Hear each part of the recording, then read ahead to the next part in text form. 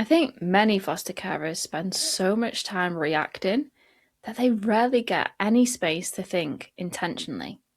Everything can start to feel really urgent: appointments, behaviours, emails, school issues, meetings, even the unexpected costs. And after a while, you can slowly move from building your home intentionally to simply surviving whatever comes next.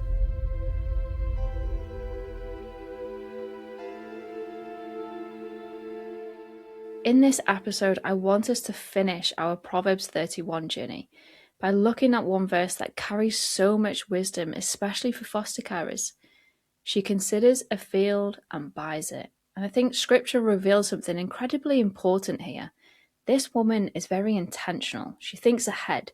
She considers wisely and she builds carefully. She makes decisions from wisdom, not pressure. One thing I've noticed and even experienced this myself is that fostering can pull people into constant reaction mode, responding all day to needs, emotions, the system, pressure. And because of that, it can become so difficult to just pause long enough in the day to ask ourselves bigger questions such as, is this sustainable? What kind of home are we building? What actually brings peace into our household? What is this costing us emotionally?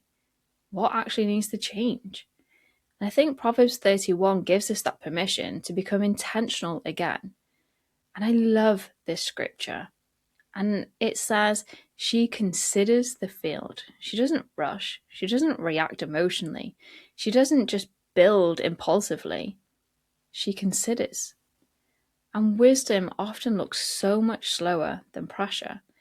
Because when we're living in pressures, it says decide quickly, fix it immediately, just survive through today. But wisdom, it pauses long enough to consider, to think about the consequences, to think about sustainability, peace, and even the long-term impact of our decisions. And I think many of us are craving more of that steadiness. So this matters deeply in fostering, because children don't just need care, they need stable environments. They need emotionally steady adults. They need consistent routines and safe atmosphere, but wise leadership. And those things, they rarely happen accidentally. They are usually built intentionally over time. And I think this is one of the most overlooked parts of fostering. The amount of wisdom it takes to keep building peaceful homes inside emotionally demanding environments. Building a house requires intention. You wouldn't just decide one day to build a house and never plan on how to actually build it and just expect builders to turn up and fit things here and there. No, you plan with diligence, you plan ahead of time, and when things come up, you even plan for that solution. So when we can recognize that stewardship is so much more about finances, when we understand that stewardship is about your peace, your energy, your marriage, your emotional well-being, your home, the atmosphere, your time, even stewarding your capacity. And sometimes the wisest thing that a foster carer can do is not simply ask, can we manage this? But instead start asking, can we sustain this and can we sustain it well? And that's a very different question. So when we look back at Proverbs 31, this woman, she builds thoughtfully. She's not careless. She's not chaotic. She isn't constantly emotionally led. She's grounded in wisdom. And I think that's one of the biggest shifts that foster carers need sometimes. To stop making decisions only from guilt, pressure, fear, even survival mode, and begin making them from true stewardship. James 1:5 says, if any of you lacks wisdom, you should ask God, who gives generously to all without finding fault. And that's such a beautiful scripture because it reminds us you don't have to carry the responsibility of fostering alone. You can ask God for wisdom, for your household, for your decisions, for your boundaries, over your finances and your stability.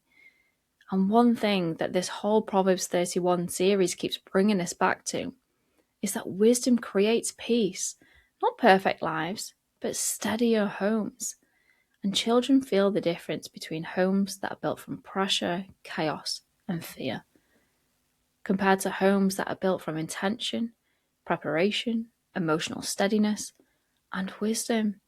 And that kind of environment can become incredibly healing for children who have experienced instability. And that's the reminder I want to leave you with today and from our whole Proverbs 31 series, is you are building something beautiful. You're not just managing children, you're not just surviving placements, but you are shaping a household, and the way that you build, it does matter. Your peace matters, your wisdom, your emotional health, it all matters. And the way that you steward matters. Because sustainable homes, they're built intentionally.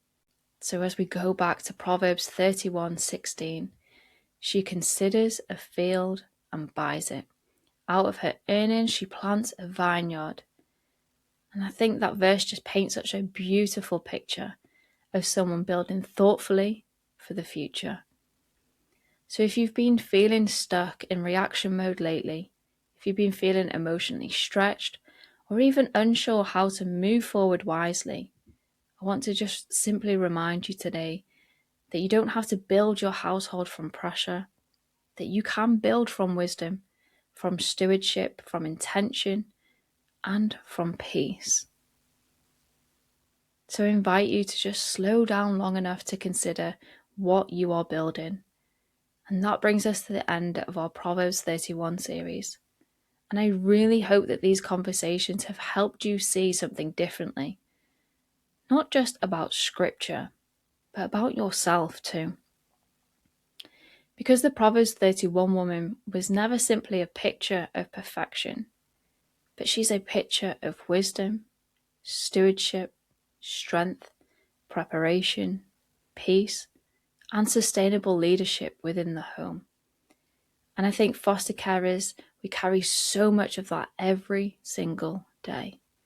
And if these are the kind of conversations that you've been needing lately, conversations around faith, fostering, stewardship, and building sustainable homes, then I'd love to invite you into the Fostering Kingdoms community. Inside the community, we continue these conversations together through support, reflection, prayer, and practical wisdom that's been tailor-made for foster carers. And you can find all the information in the description below, or you can visit us at fosteringkingdoms.com. If this series resonated with you, make sure to give this video a thumbs up, share it with a fellow foster carer who may need these conversations too. And don't forget to subscribe to our channel for more conversations around faith, fostering, stewardship, emotional resilience, and building sustainable homes. I'll catch you on the next episode.